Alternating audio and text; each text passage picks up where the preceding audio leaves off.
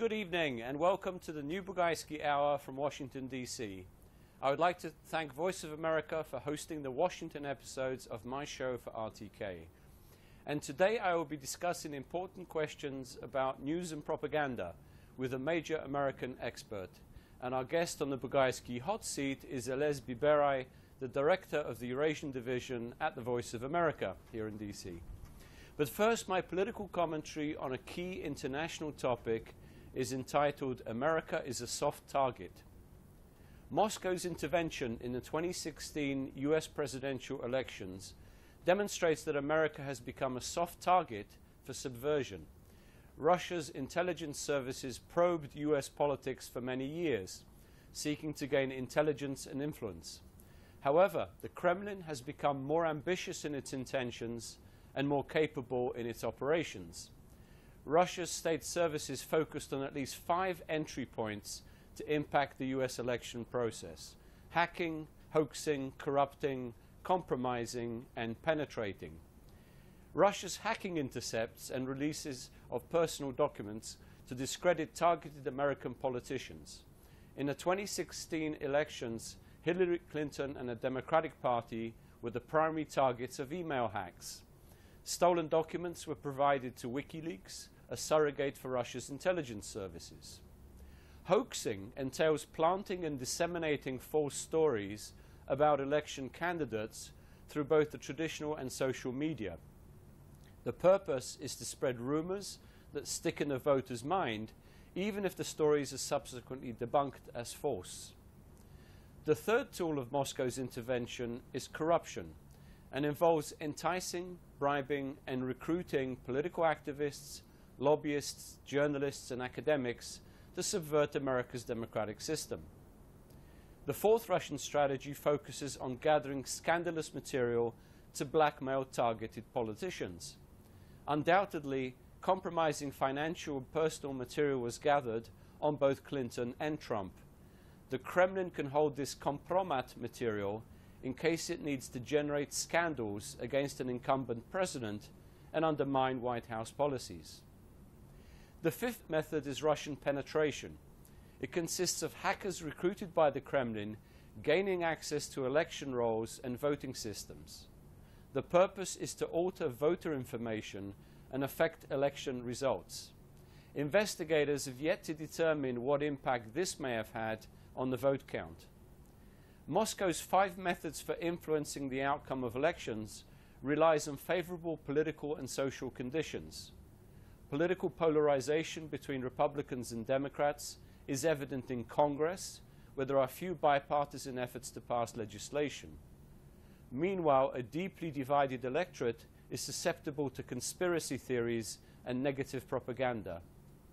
Such a polarized environment also fosters naivety about Moscow's strategic aims.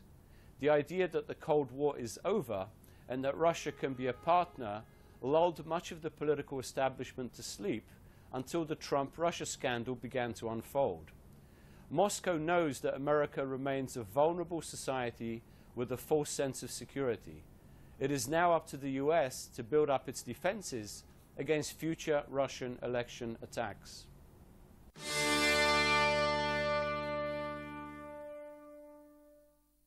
It is time now for the Bugajski hot seat with our special guest, Elez Biberai, the director of the Eurasia division at the Voice of America here in Washington, D.C. Elez is an old friend. We go back many, many years. I think we first met in Tirana before we met in Washington. But thank you for joining me here at the VOA studios.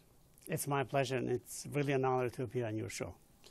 Let me begin, Elez, with a little bit of background. I mean, you're known very well throughout the region. Everybody I've met knows you very well, knows of you very well. But for those that may be too young to remember or are tuning in now, can you tell us a little bit about your background, your origins, how you came to America, how you came to VOA?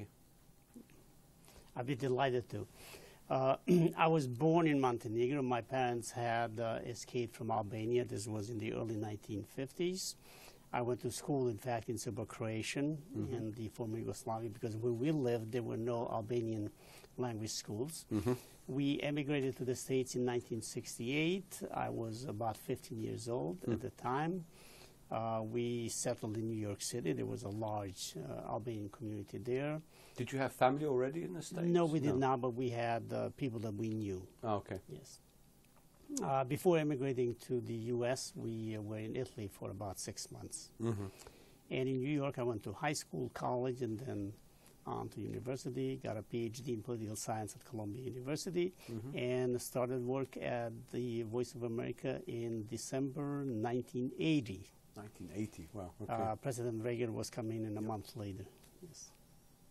A lot of changes in those years.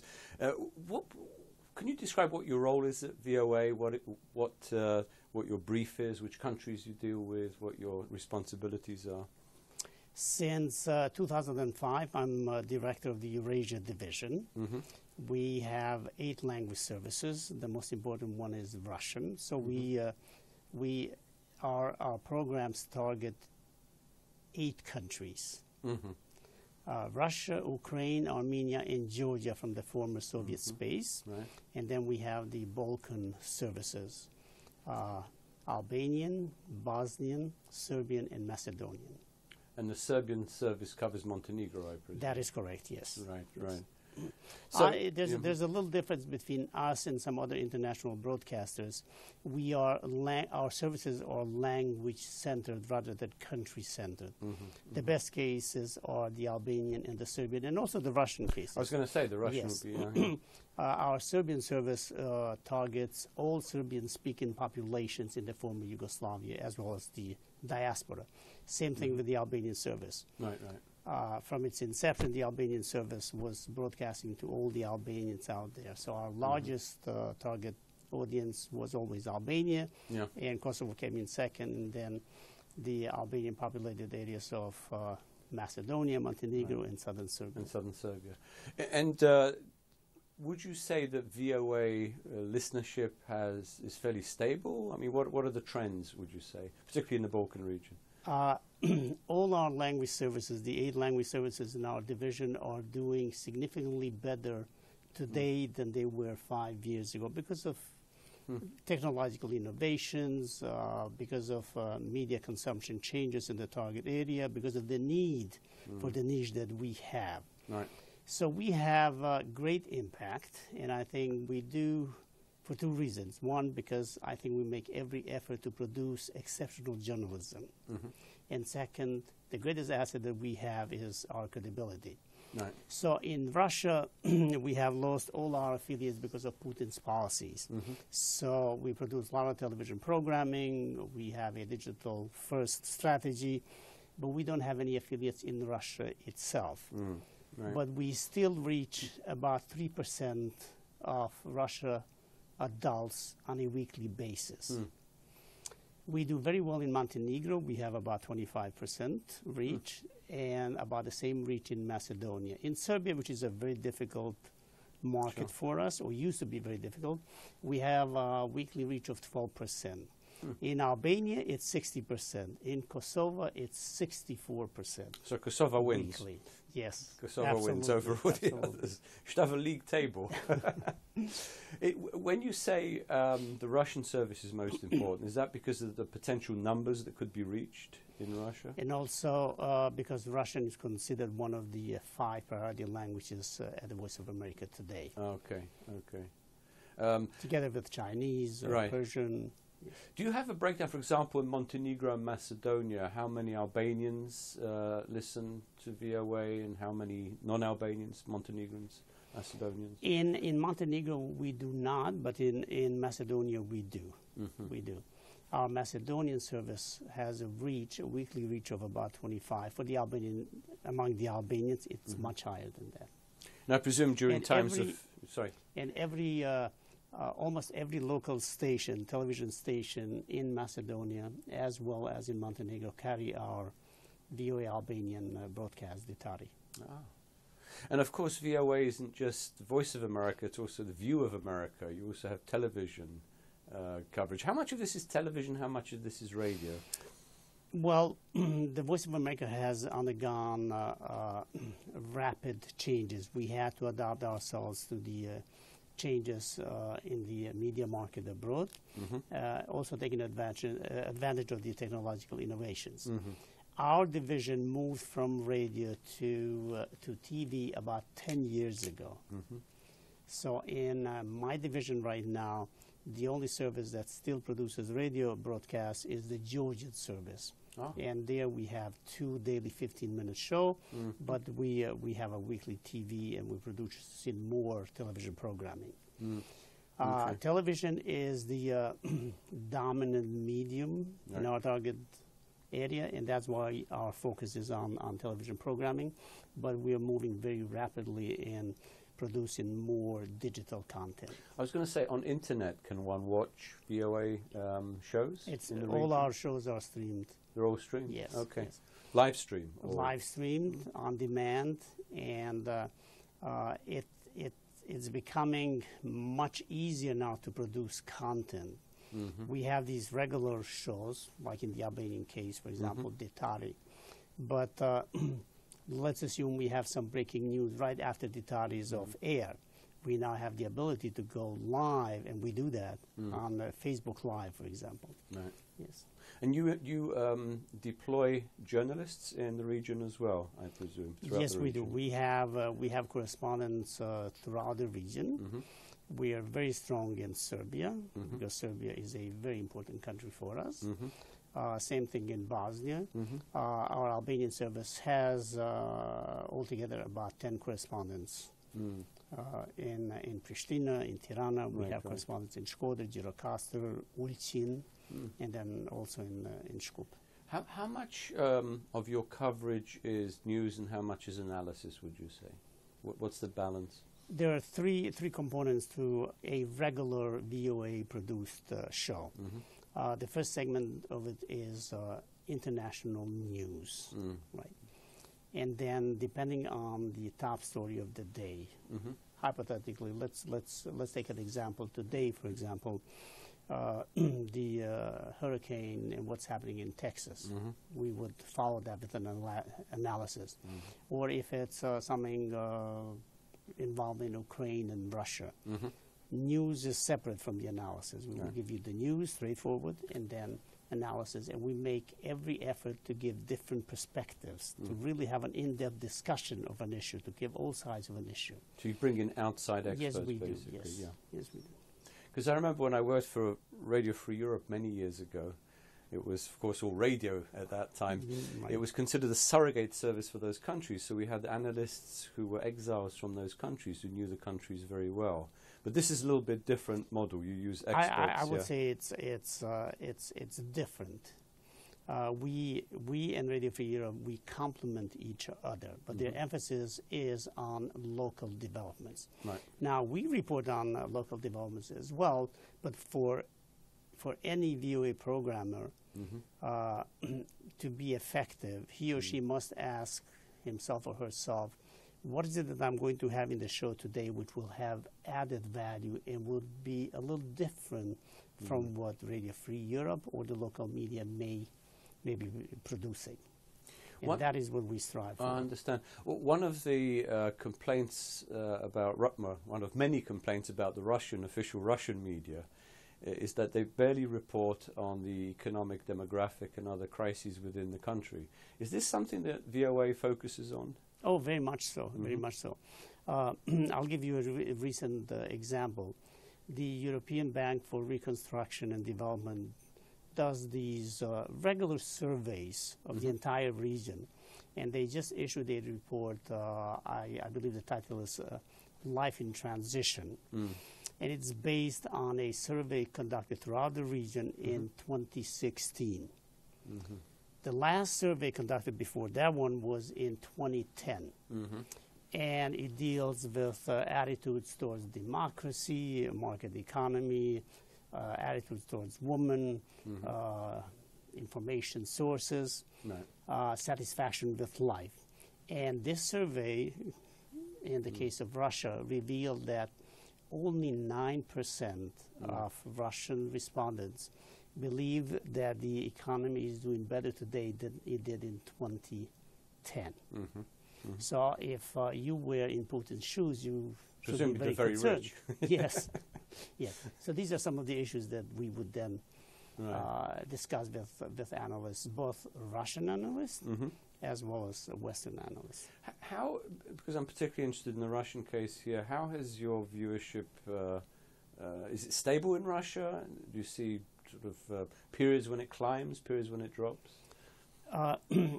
It has increased since the Russian aggression against Ukraine, the Crimea, the Russian support for separatists in eastern Ukraine. So we reach more than 3% of Russia's population.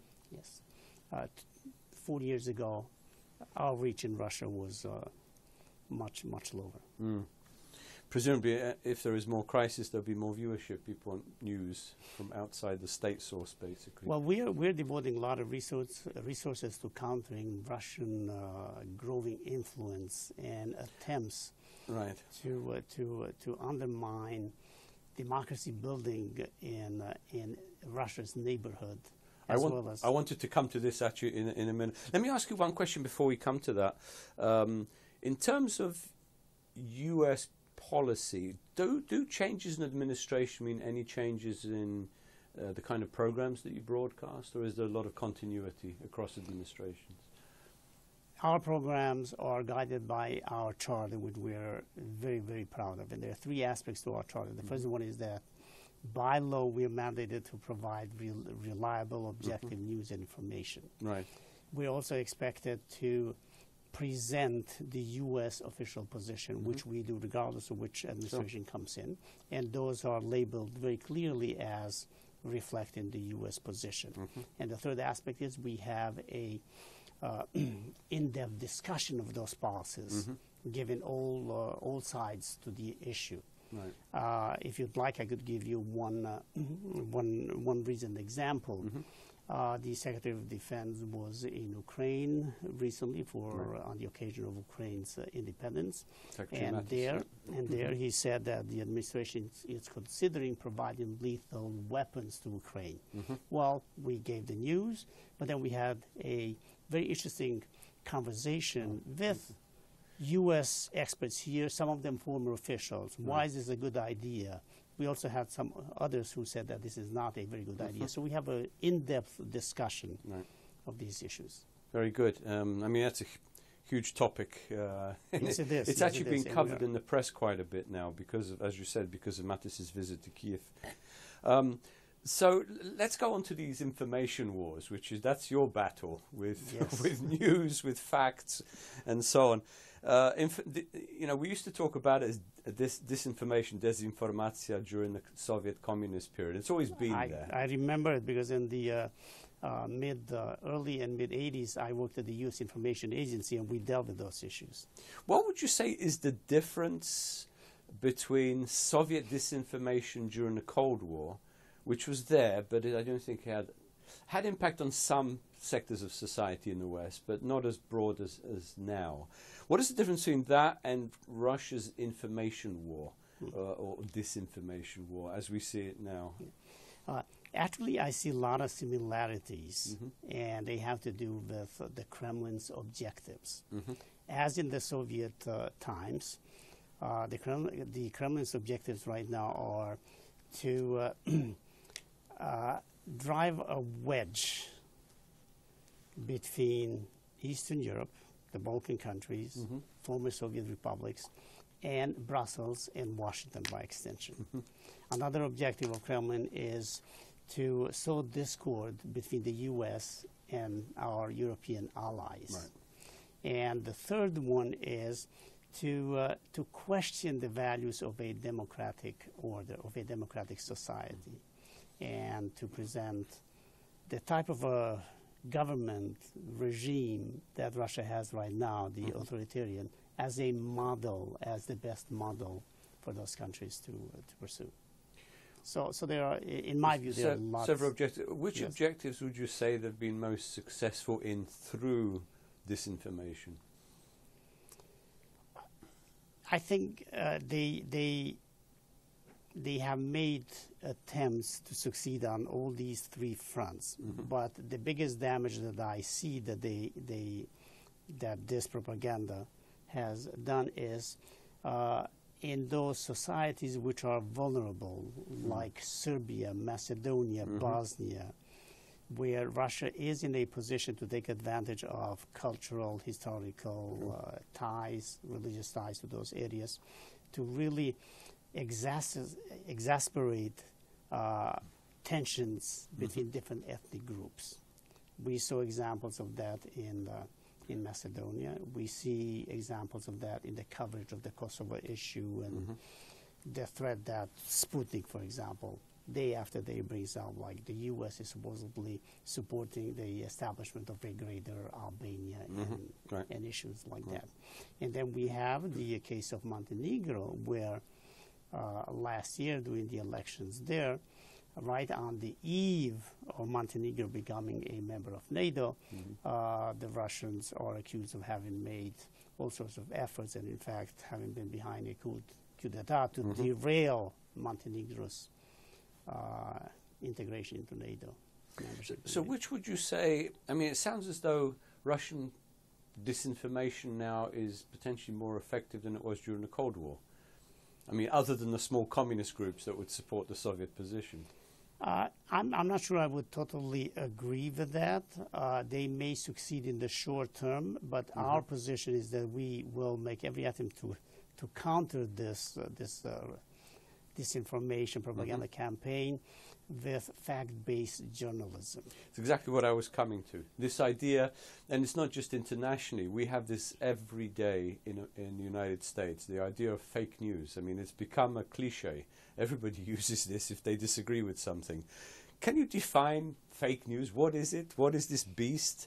And how can we check whether something is true or false? And my simple answer to that is it's a contradiction in terms. There is no fake news. If it's fake, it's not news. Right.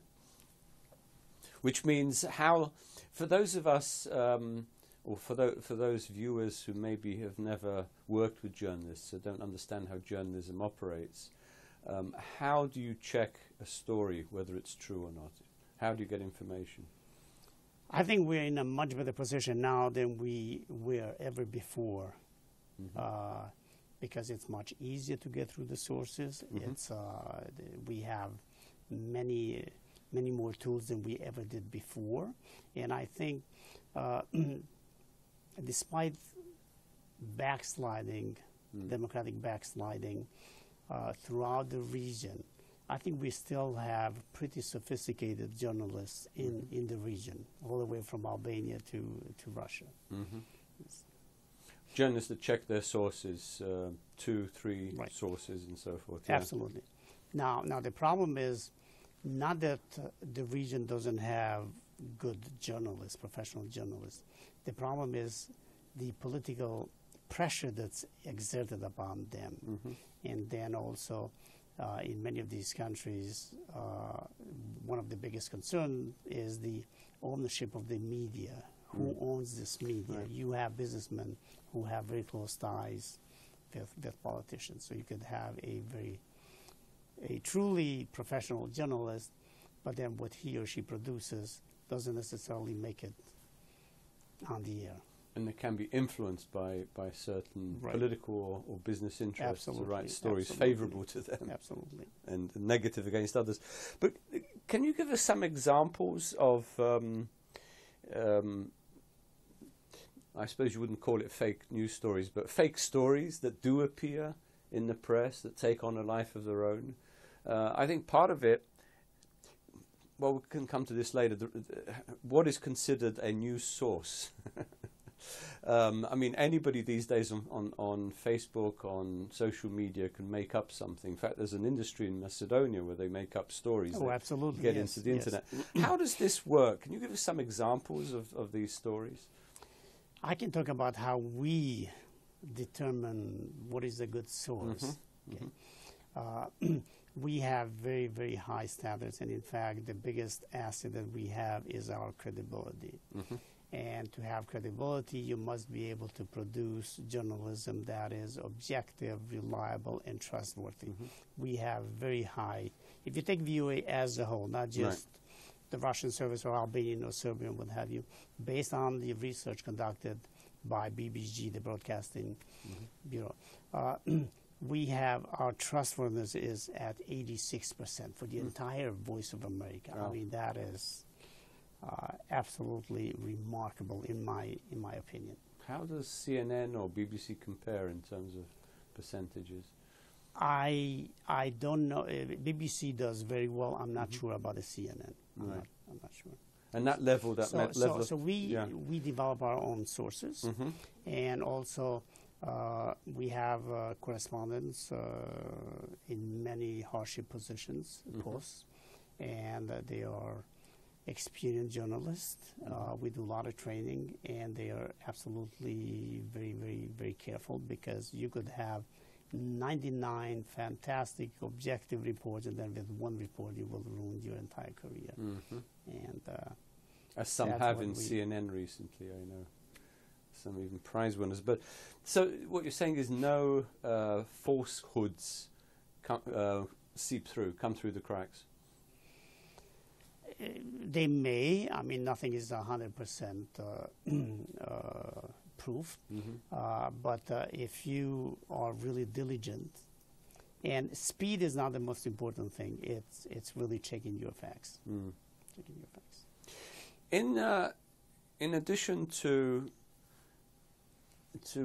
Russia, as you said, these three objectives that they have, there are also local actors, particularly in the Balkans, who not only planting stories to protect themselves vis-a-vis the courts, but with political objectives, with some kind of national objectives. Do you see that is the case in the region? In fact, we see it throughout the region. Now, we are not in a position, nor is it really our mission to counter all these negative developments, influences out there. So we're really pretty selective, okay, in terms of our own priorities. So the priority is Russia, Ukraine, and then the Balkans. But we don't deal with every disinformation report out there, because we just don't have those means. Right. But you have experts who come in and speak about disinformation in the region. Absolutely. And the impact we also make every effort to engage local experts. I think that is very, very, very important. And we avoid trying to give them lectures from our safe position here in Washington, D.C. Exactly. And how would you assess the standards of the local media? I mean, you travel a lot to the region. You're there again actually in a few weeks' time. How do you assess? Are standards improving, or is it a very mixed picture? I think we've seen some backsliding in the last 5-6 years, and we've gone through these different waves. Immediately after and I'll use the term after the downfall, after the demise of communism and the emergence of a democratic order up there, we had very high hopes, and in fact the media had made a lot of progress. In the recent years, we've seen democratic backsliding. Yes. And that's reflected in absolutely news media. Absolutely. In which, in particular, would you say print media? I would imagine. I'm much more concerned personally about television than the print media. Readership has declined rather dramatically, not necessarily in the Balkans. I'll refer you again to this survey done by the European Bank. In Armenia, for example, only 3% of the population there reads daily newspapers. In Russia, it's only 4%. Right. But in Albania, it's like 40% or close to 40%. But then, so it's mainly the television. But it's also, isn't it also a digital media? It used to be print media. For example, I don't subscribe physically to newspapers, but I have them online. Right. That's not really television. That's really digital media. Right. Is that something that has high levels of professionalism, would you say? Or let's say it is wanting for... It's wanting. In fact, the television in general is much more professional and balanced Right. than the online Online sources news services. that we consult. Yes. So, presumably VOA serves an important role in the region where not every source is reliable, that the locals can rely on VOA as a reliable source, as a source that's checked. We had, as you know, in the United States, this attack on our democracy going back to the Russian side, on our elections, particularly through disinformation, but also through other means. Do you see that happening increasingly in the Balkans or in other countries that you're responsible for? Well, we've seen it in Europe, in Western Europe. We saw it in Macedonia. We saw it most dramatically in the case of Montenegro. Right. I mean, they really wanted to make and they almost just imagine if they had succeeded. Yeah. What that would have led to. Right. Yes. In Serbia, it's a much more vulnerable environment for the Russians because of historical and cultural reasons. Bosnia, the Srpska Republic, the Russians up there have tremendous influence. Yes. In Albania and Kosovo, less so. Yeah, yeah. Do you see, what's your assessment of the whole Sputnik network? Presumably you've watched this quite closely. How Yes, we do. Yes, we do, because it's part of our mission. Right. Yes. The Russians have invested tremendous resources. Yes.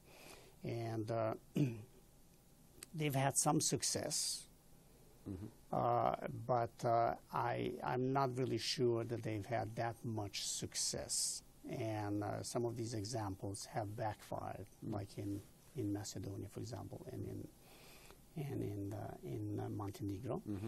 But they're making almost daily efforts. And we've seen, even in some environments where I would not have predicted this, even in Albania, for example, they have succeeded in planting articles, and you see these where they push their narrative. I mean, they don't have an Albanian language service in Sputnik. No.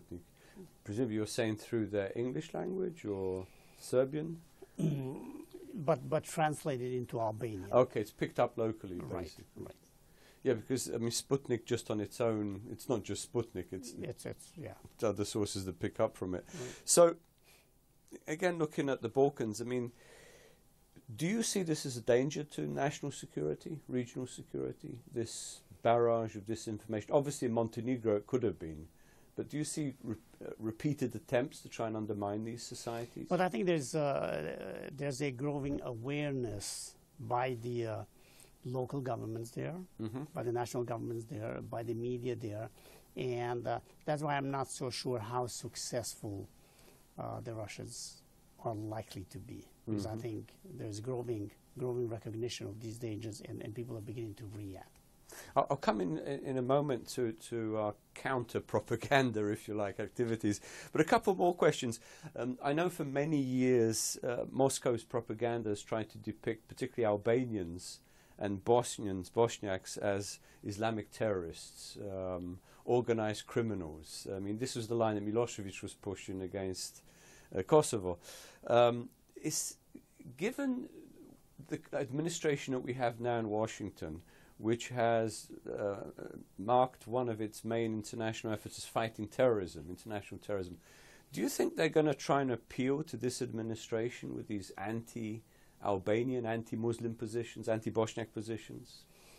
They might, but as far as we're concerned here at VOA, we ourselves are devoting greater resources both to countering Russian disinformation and propaganda, and also to counter violent extremism, unrelated to what the Russians might be attempting to do.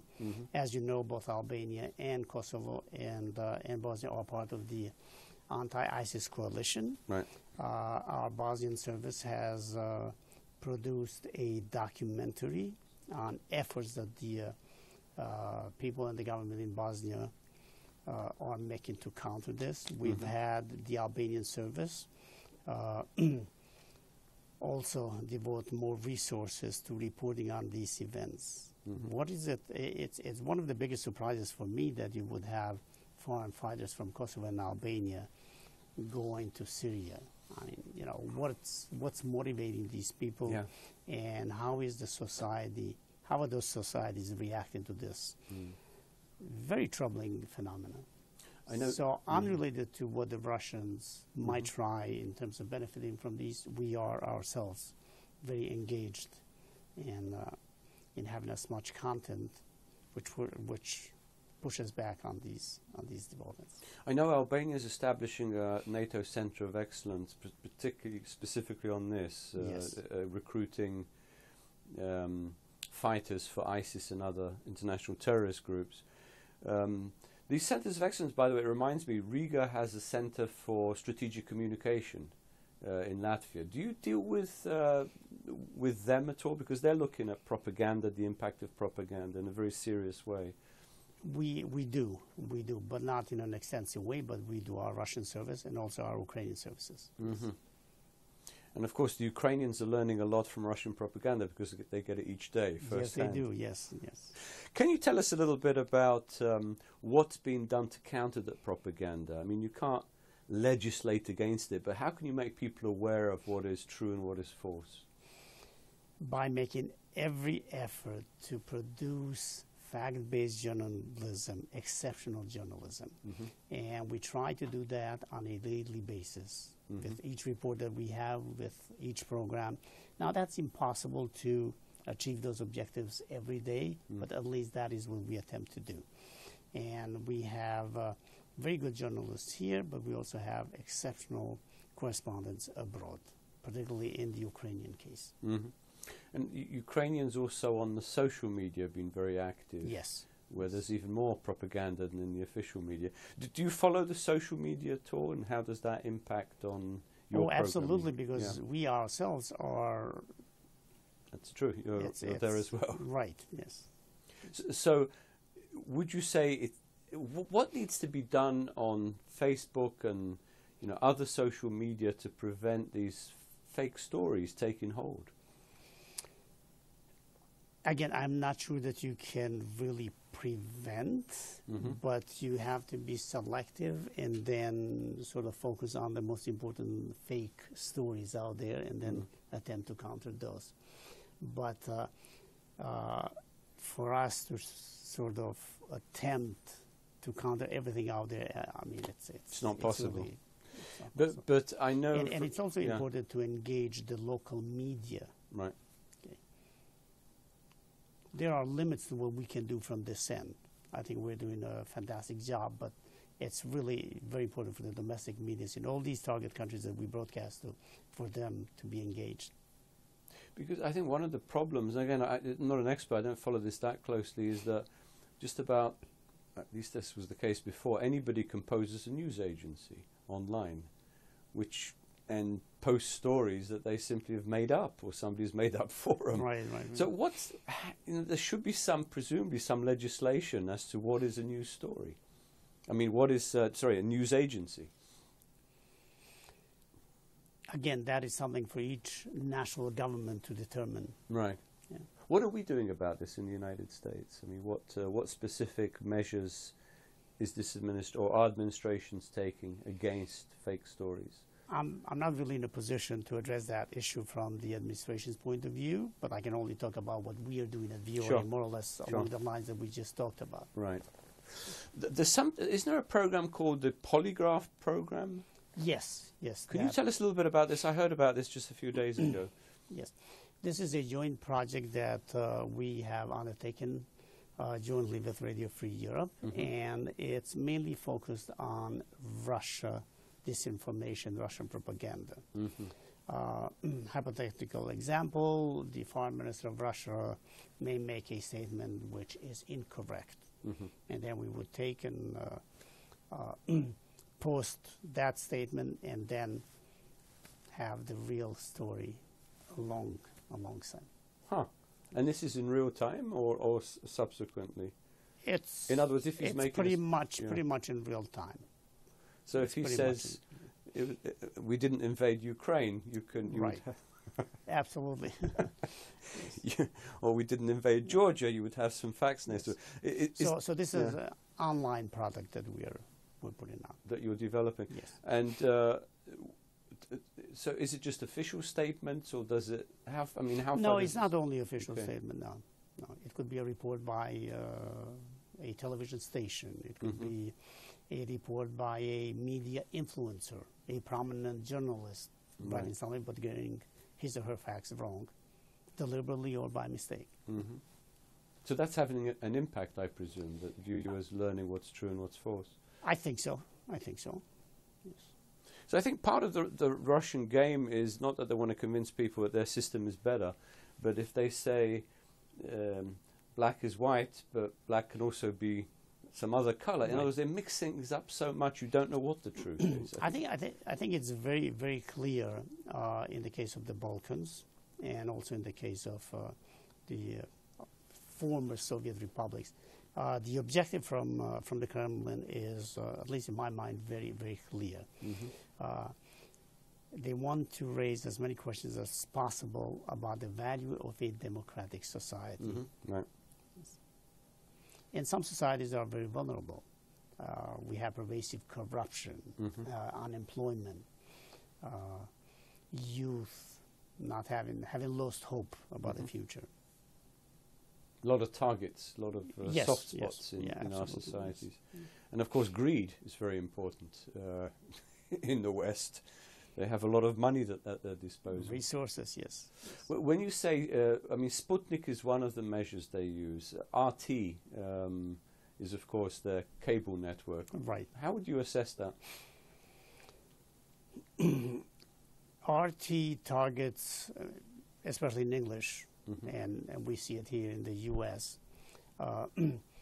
in terms of the quality, production quality of what they produce. I mean, they devote so much resources that it's top-notch. Okay. In terms of impact, perhaps I hold a minority view on this, but I don't honestly believe that they have much impact in the American society, because the Americans see it for what it is. Also, there's so much choice here in terms of... Oh, absolutely, yes. I mean, when you go to a hotel in the region, it's always there, and you have maybe RT, Al Jazeera, right, BBC, CNN, that's it. So the smaller choice. You watch it at some point. Yeah.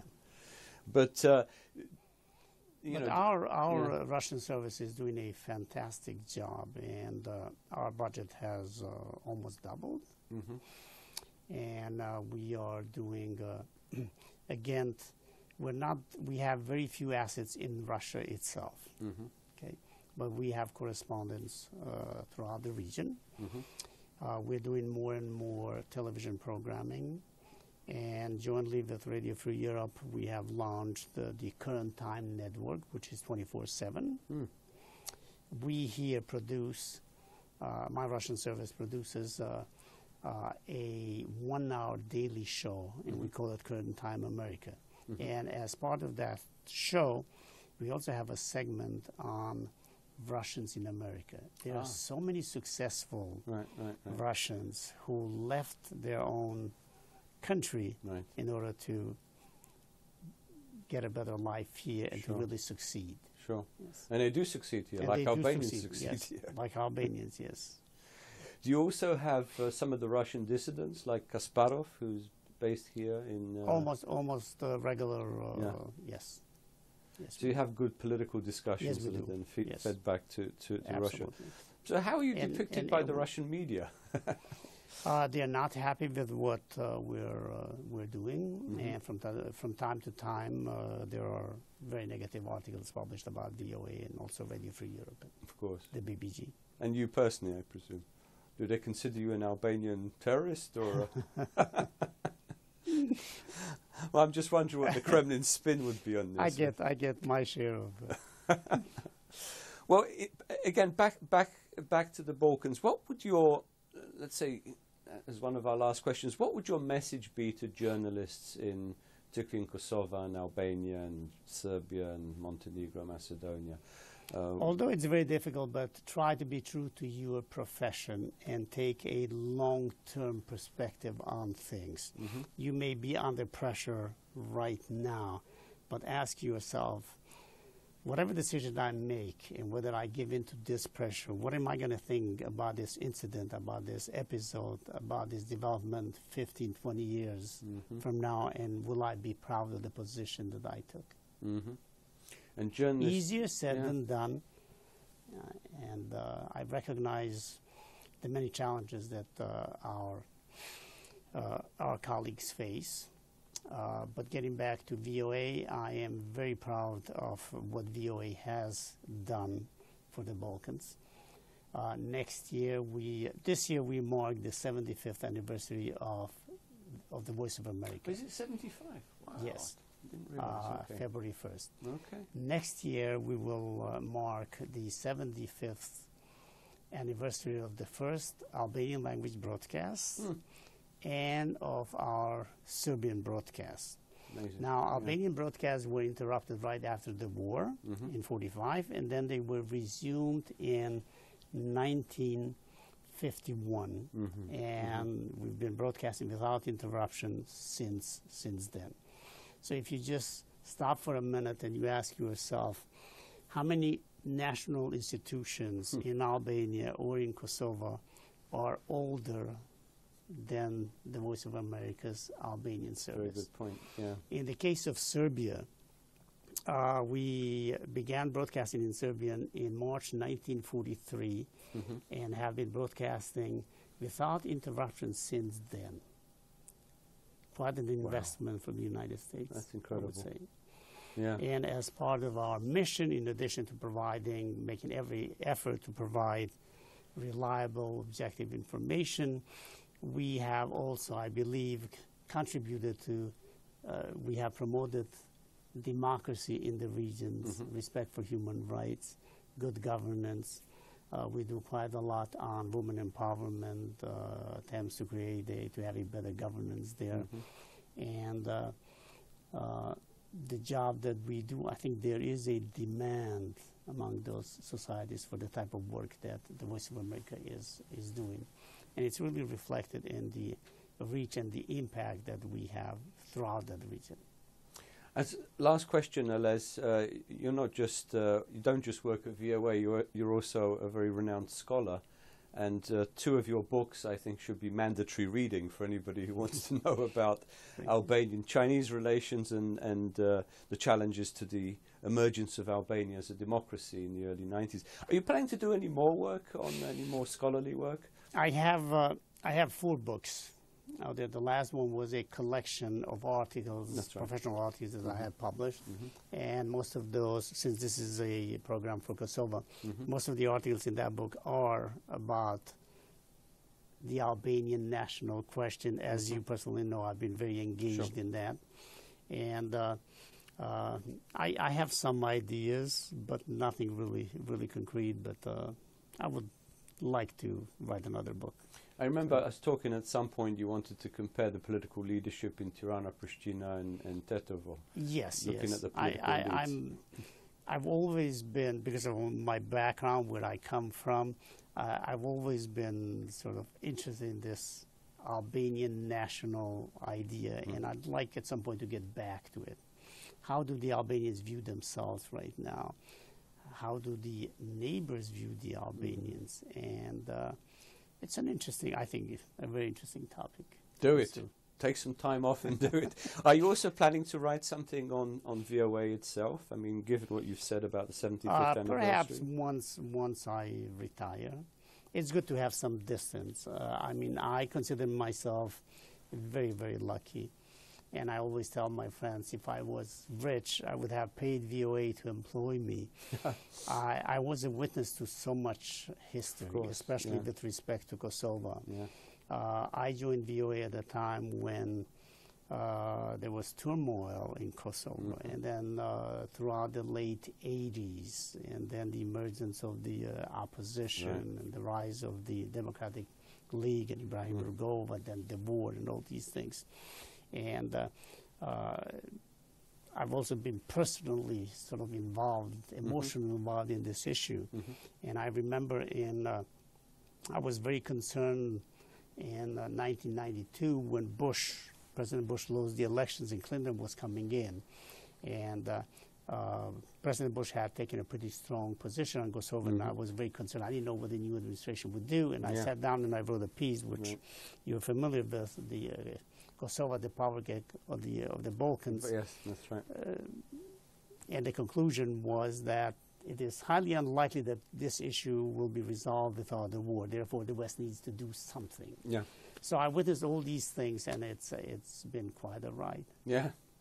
Well, Elez Biberai, thank you very much for joining me on the show. I'm sure, probably our viewers would want you to talk for more so they could find out more about your work and importance of VOA and your experiences in helping Kosovo gain independence. So thank you very much. I won't go that far, but thank you. Thank you very much. Thank you, Elez. Thank you. All the best. My pleasure.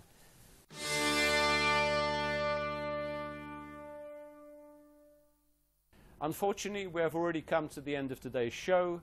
I have greatly enjoyed being with you and with my colleagues at RTK and here at VOA.